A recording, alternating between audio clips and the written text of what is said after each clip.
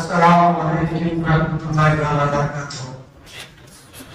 கணித்திற்கும் மதிப்பிற்குரிய எல்லா அல்லாஹ்வின் நல்லடியார்களே, நம்முடைய அன்சாரி மதரசா செயற்குழு சார்பாக 30 ஏழை குடும்பங்களுக்கு மாதத்தோறும் அரிசி மல்லிச்சமா இந்த மாதிரி கொடுத்து கொண்டு வருகிறோம். இது எல்லாமே உங்களுடைய நிதி மூலமா சரக்கா வாங்கி கொண்டிருக்கிறோம். இந்த சரக்காவுக்கு எவ்வளவு உதவி பண்ணிக்கிறார்களோ அல்லாஹ் துவாவை அமைச்சியானாங்க. உலமாக்கள் சொல்வார்கள், நோய்க்காக தர்மம் கொடுக்கும் நேரம் நோய்க்காக தர்மம் கொடுக்கும் நேரம் 2 விஷயங்களை பேர வேண்டும். 2 விஷயங்களையும் முக்கியமாக கவனம் செலுத்தினால் அல்லாஹ் நோயை குணப்படுத்துவார். முதலாவது விஷயம், அந்த நோய்க்காக தர்மம் கொடுக்கும் நேரம் நியத்து வைக்க வேண்டும். யா அல்லாஹ், இந்த நோயை இந்த தர்மத்தை கொண்டு என்னுடைய நோயை குணப்படுத்த வேண்டும். அல்லாஹ்வுடைய தர்பாருக்கு போவது நியத்து தான். நியத் காசு ரப்பிட போகாது. நீ மனிதனுடைய நியத் ரப்பிட போவது மனிதனுடைய நியத்து. அல்லாஹ்விடத்தில் அமல்கள் கவலாக்குவது நியத்தை கொண்டுதான். நியத்தை பார்க்கின்றான் ரப்பு. இரண்டாவது உலமாக்கள் சொல்றார்கள், உங்களின் வசதியின் அளவுக்கு சரக்கா கொடுக்க வேண்டும். பணக்காரனா இருந்தா 2000 ரூபாய் சரக்கா கொடுத்தால் அது சரக்கா அல்ல. இது இன்னொரு வகையிலும் சொல்லலாம். உங்களுடைய நீங்கள் எவ்வளவு சரக்கா கொடுத்தால் உங்கள் மன போதுமே அந்த அளவுக்கு நீங்க சரக்கா கொடுக்க வேண்டும். என்னுடைய நோயை குணமாக்க என்று நீயத்தோடு சரக்கா கொடுக்கும். உங்கள் மனதை கவலைப்படாத அளவுக்கு பெரும் தொகை சரக்காவாக கொடுக்க வேண்டும். அப்போதுதான் உங்கள் நோயை குணமாகும். ஒரு கிதாப் ஒன்று படிச்சேன். அதாவது வெளிநாட்டு நடந்தது, வலுவ நாட்டுல ஒரு பெரிய பணக்காரன்.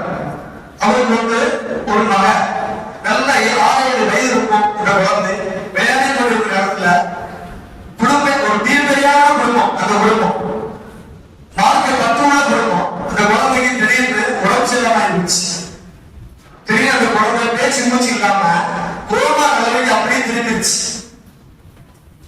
என்னன்னே தெரியல.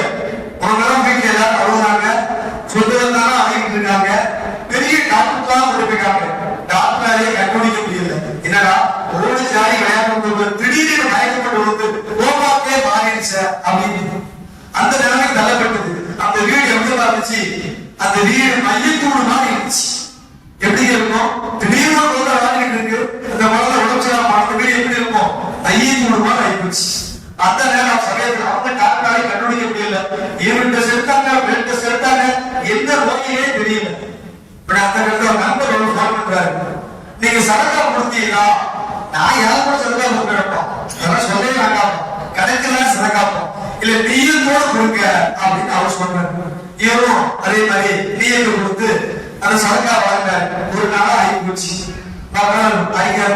எப்படி நல்லா சரிக்கிறது எல்லாம் குழந்தை அப்படிதான் இருக்கு, குழந்தை ஐசியூலா இருக்கு, இன்னும் எந்த இடம் கொண்டு வரல அப்படின்னு சொல்றாங்க.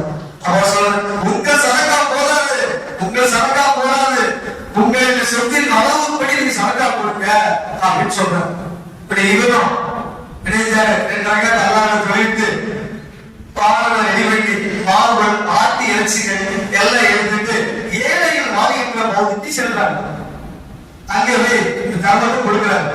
எல்லாருமே வராங்க, ஆண்களும் பெண்களும் அதை நினைச்சு வராங்க. எங்களை யாருமே பார்க்க வரல, அவங்க சம்பத்தை விடுறது அவங்களே சாப்பிடுறாங்க. யாருமே சரக்கா கொடுக்கவும் வரல, சக்கரத்தை கொடுக்கவும் வரல அப்படின்னு அழகு ஆண்கள் பெண்கள் அழுதுமே சொல்றாங்க. நீ எதுக்கு வந்தீங்களோ உங்களுடைய நோக்கம் எல்லாம் வெற்றியை தரலான்னு சொல்லி கண்ணீரோடு அந்த மாசத்தை எடுத்து எல்லாருமே சொல்றாங்க. அப்ப இவருக்கு தெரிஞ்சிச்சு, நம்மளுடைய சரக்கா கவலாயிருச்சு அப்படின்னு மனசுல உலகம் போட்டு ஹாஸ்பிட்டலுக்கு போறாரு. ஹாஸ்பிட்டலே பார்த்தா குழந்தை பெட்ல உட்கார்ந்து இருக்கு, சிரிச்சு கொண்டு இருக்கிறாரு. மருத்துவரால முடியாது, சரக்கால முடிஞ்சிருக்கு. அல்லாஹ் பெரியவர்களே, சிறியவர்களே, தாய்மார்களே, நீங்க சர்க்காருக்குள்ள பின்ன கொண்டு வைக்கிறாதீங்க. உங்களுடைய வாழ்க்கையை பின்ன பண்ணாலும் ஆகிவிடும். சரக்காவை கொடுக்காம இருக்கார்கள், உங்களுடைய வருமானம் குறைச்சு போயிடும். பெரிய சைமார்களே, இன்ஷா அல்லாஹ் எங்களுடைய உதவி, உங்களுடைய சரக்காரை நல்ல முறையில் கொடுத்து உங்களுடைய மற்றவர்களையும் கூட்டுங்க. சரக்கா கொடுத்து மற்றவர்களையும் கூட்டுங்க இன்ஷா அல்லாஹ்.